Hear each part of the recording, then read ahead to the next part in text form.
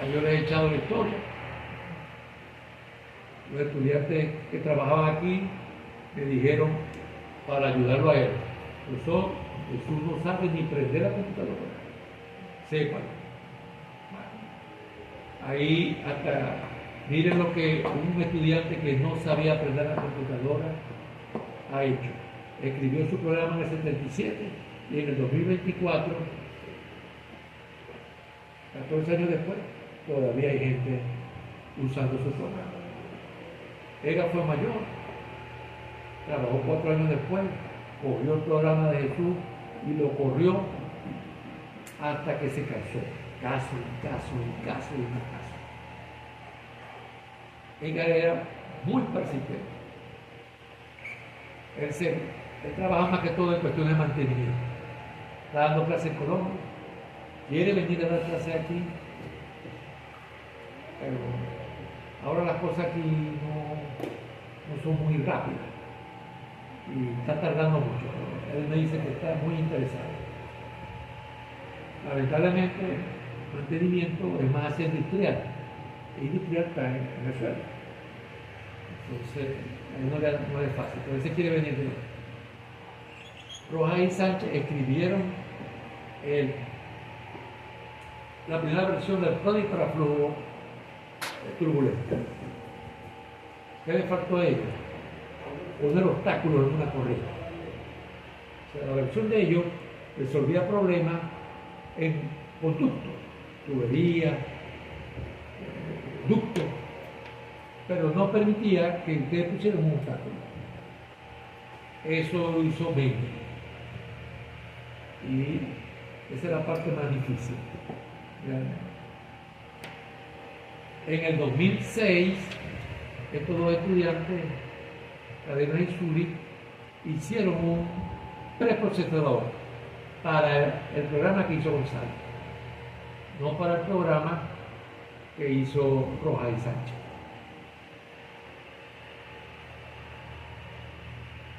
La teoría, ya ustedes realmente con lo poquito que hemos dicho acá, saben de qué se trata, claro. Apenas estamos comenzando. Este es el tipo de ecuación que resuelve ese problema. ¿Okay? ¿Qué hemos nosotros dicho hasta ahora?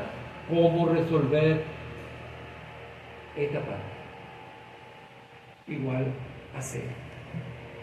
¿Por qué igual a cero? Porque todavía no hemos visto la parte transitoria y no hemos incorporado conversión.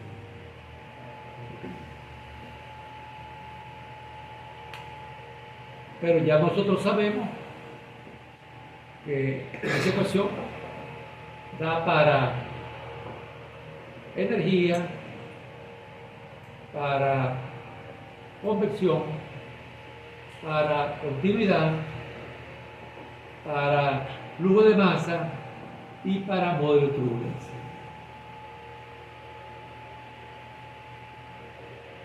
El método. A ello, esta presentación no iba a ponerse a hablar del método. Eso muestra lo básico que es la unidad para la cual se escriben las ecuaciones. Se discretiza el dominio en esas unidades, se aproximan las ecuaciones, se integran las ecuaciones y se halla la solución numérica, porque esa integración lo que genera son ecuaciones algebraicas. El modelo de turbulencia, les dije que era lo más difícil. Existe infinidad de modelos de turbulencia. El modelo que está en el Compact y también en el Product TV es el más popular, el kappa epsilon. ¿Qué son kappa y epsilon? Dos parámetros de turbulencia. Específicamente, ¿qué? La turbulencia es un valor medio y una fluctuante. Eso da cosas que cambian en el tema. La energía cinética turbulenta es la energía cinética que está contenida en las fluctuaciones de velocidad. Trabajando bastante con las ecuaciones de flujo laminar, se pueden generar las de flujo turbulento. Y resulta que esa cantidad, vean ustedes, es gobernada por la ecuación general de transporte. Transitorio, convectivo, difusivo, fuerte. Perfecto. Pero el modelo también usa otro parámetro de turbulencia, la disipación. ¿Disipación de qué? De esta energía cinética. Porque esas componentes fluctuantes, lo he dicho varias veces y lo repito,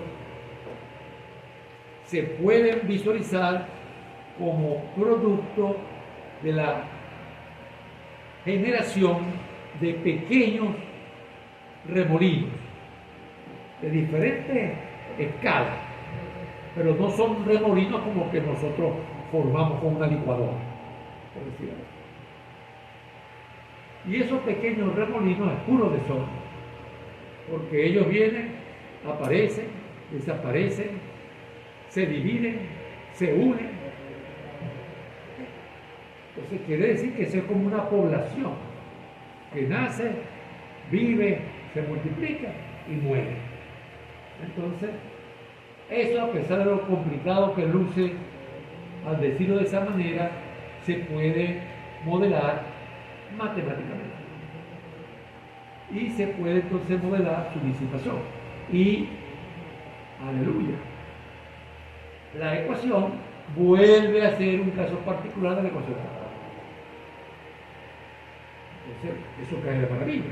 Si yo estoy escribiendo un programa para resolver la ecuación general de transporte y quiero incorporar turbulencia, no hay problema. Si lo hago con la capa de éxito, lo que escribí me sirve. De capa y de éxito se puede calcular la viscosidad turbulenta. Y esa viscosidad turbulenta se le suma a la viscosidad normal. Pero la cosa es más complicada de lo que estoy diciendo, porque no se puede tener información sobre la turbulencia con las mallas que se pueden usar ahora. Tendría que ser una malla con una cantidad inimaginable de celdas. Entonces hay que suministrarle información empírica. Y lo más importante es lo que ocurre en la pared.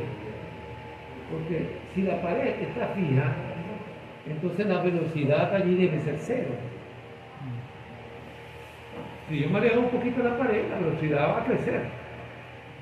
Pero, la pregunta es, ¿habrá flujo laminar allí siendo el flujo turbulento? Claro.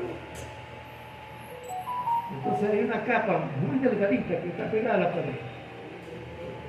Esa es la subcapa viscosa. Entonces, la cosa se va a complicar. Yo quiero modelar la turbulencia, pero ahora resulta que tengo que también estar pendiente de algo que ocurre en forma laminar y que ocurre sobre una capa muy pequeña. Experimento. Y tomamos la información del experimento. Esta ley de la pared lo que permite es usar algo sencillo para simular la subcapa viscosa. Además, aquí nos está indicando que un flujo turbulento tiene una subcapa viscosa y un grueso que vamos a llamar la turbulencia libre, y entre los dos hay una capa de transición, la transición de laminar a turbulento. O sea, lo turbulento se las trae, eso es candela. Por eso hemos dicho, somos usuarios, por no decir mirones. ¿Okay? O sea, realmente yo admiro a la gente que trabaja en flujo turbulento, porque usa tantas variables que francamente a mí me abruma. Ya ustedes saben muy bien cómo es un paquete, entonces lo hemos dicho, un preprocesador que nos permite enunciar el problema de la mejor manera, para que el resolvedor haga su trabajo de la mejor manera. El resolvedor resuelve ecuaciones algebraicas, porque hay discretización. Esas ecuaciones algebraicas pueden necesitar de modelos, como de turbulencia, pero hay otros modelos, combustión, radiación, multifásico, cambio de fase, y otras cosas. Y también se requieren las propiedades del fluido. O sea, aquí se requiere mucha información. Esos resultados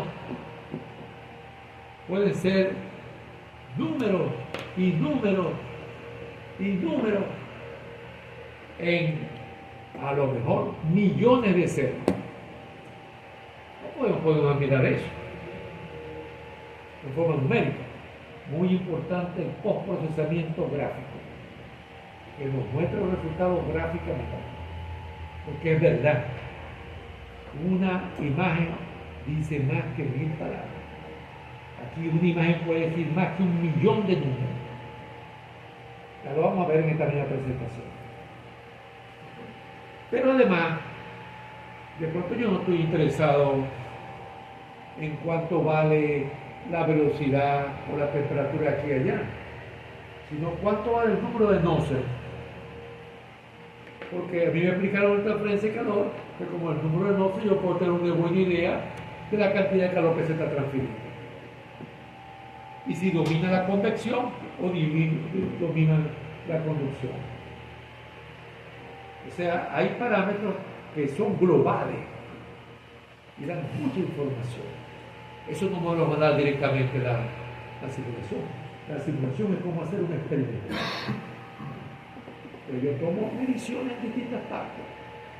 La simulación me dice cuánto vale temperatura, presión, componente de velocidad, parámetros de turbulencia, en punto. Ya tú ves qué hace con punto.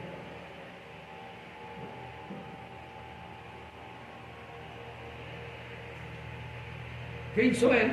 Bueno, dividió su trabajo de acuerdo a los objetivos específicos. Si ustedes tratan esto con objetivos específicos, van a ver que hay una coincidencia.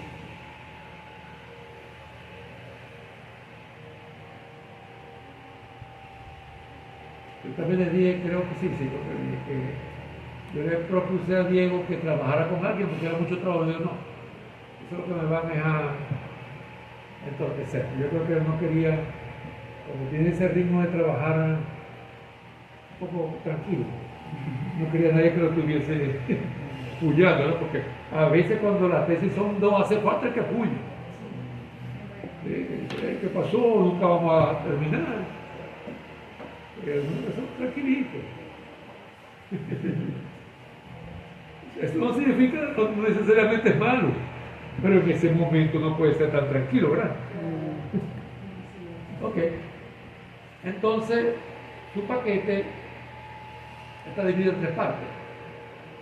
Como dije, una parte invariable, una parte adaptable, un preprocesador. Estoy mirando el solucionador. Corrijo. O sea, el solucionador está como dividido en tres partes.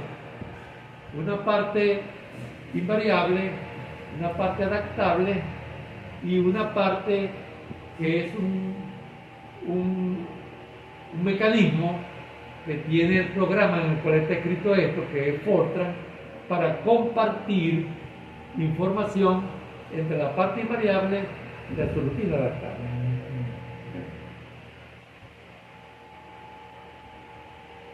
Pero en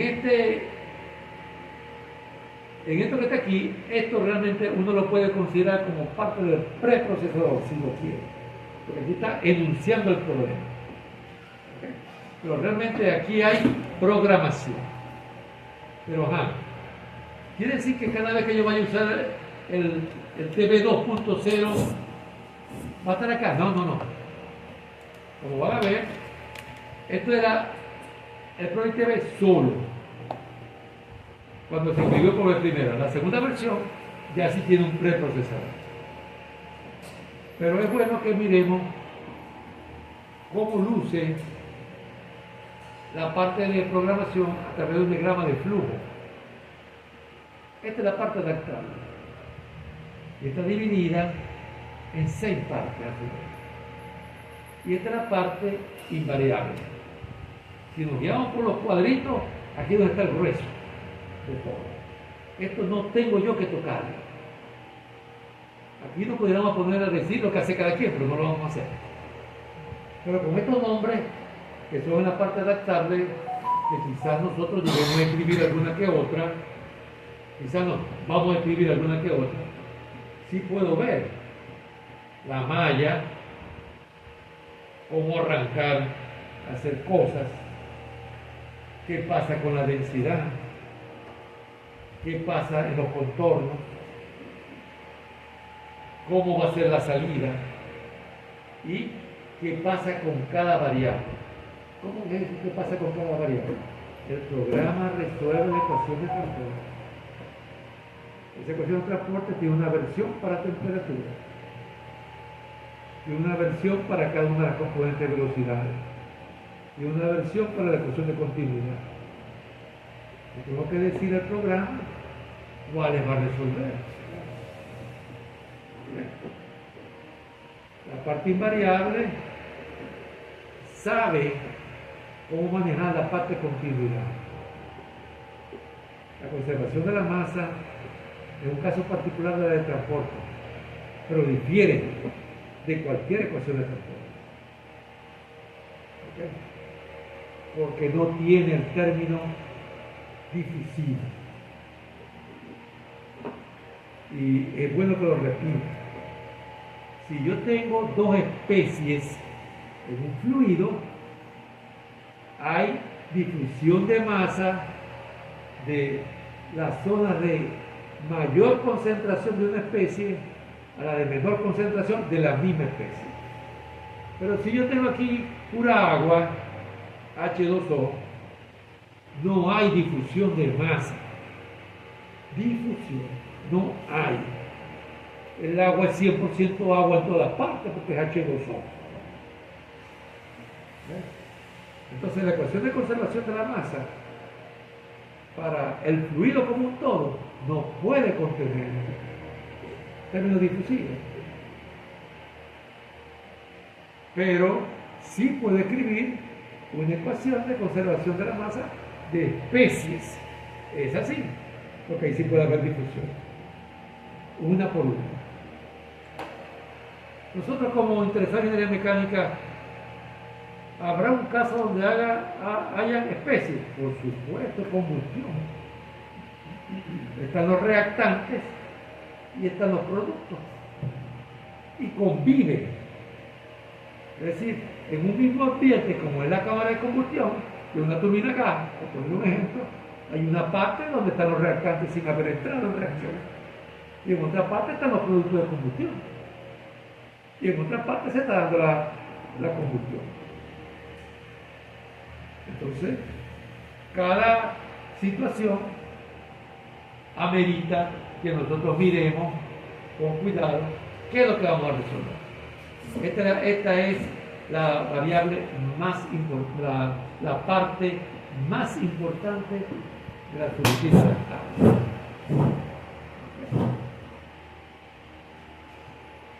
Entonces, ahora sí, como dije, todo eso que dije para el PRODIC TV, no el 2.0, estaba como aquí. Ahora, buena parte de lo que se suministraba a través de la subrutina adaptable, lo puedo hacer con un preprocesador. Ahora mismo voy a mostrar una imagen de cómo luce el preprocesador. Y se recomienda un postprocesador que se llama BISIC. Todo esto se puede hacer con software libre, sin gastar una locha y teniendo, no digamos seguridad plena, pero sí una alta probabilidad de que con el transcurrir del tiempo yo voy a poder actualizar lo que estoy haciendo. Aquí tenemos cosas que se hicieron y ya no la podemos usar porque ya no se puede ni siquiera instalar con las nuevas versiones de alguna herramienta, de alguna aplicación. Se perdió. Sale más fácil volver a hacer de nuevo que ponerse a tratar de inventar algo por ahí. Usar algún emulador o una cosa así. Como les dije, este tesista por su cuenta ya sabía Python. Entonces, existió un preprocesador que llegó a tener dos versiones, que estaba en Visual Basic. Entonces, él lo cambió a Python y quedó algo muy parecido con más opciones.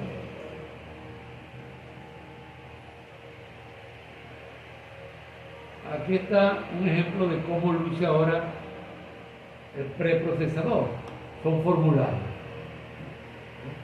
Por ejemplo, aquí se ve con alguna dificultad tipo de flujo y él aquí lo marcó como turbulento. Si le doy aquí, seguramente me va a aparecer la opción de flujo laminar o de difusión solamente. Va a aparecer esa opción.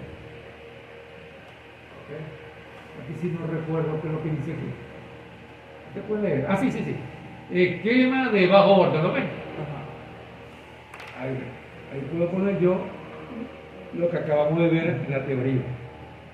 Aquí yo puedo marcar qué es lo que voy a resolver. Aquí está velocidad U, velocidad B, corrección de presión, todavía no vamos a entender eso, al subir tiempo vamos a entender temperatura, la cantidad de turbulencia. Entonces, no es visual, en el sentido de que no salen figuritas y cosas esas, sino son puros formularios. Aquí está para la parte de turbulencia, que no la tenía y él la añadió.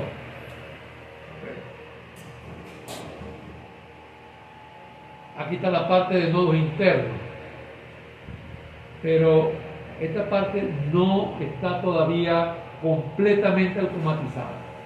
Hay que hacer algo todavía. El problema es, para que vean, ¿no?, cuál es la dificultad computacional. ¿Cómo informarle a la parte invariable cuáles son los nodos que están adyacentes a superficies sólidas internas? ¿Y por qué eso es importante? Por el problema de la subcapa laminar.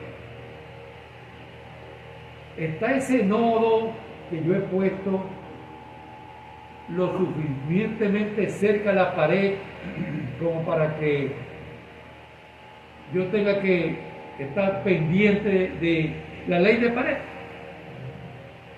¿O cómo va a manejar la ley de pared ese nodo? Yo tengo que decirle a cuánto está. Eso todavía no está completamente automatizado. Aquí ven las distintas cosas que se puede decir: pared, simetría, entrada de masa,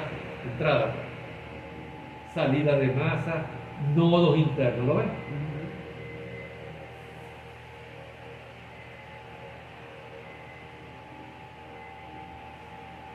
Para los bordes, como le acabo de decir, la ley de pared.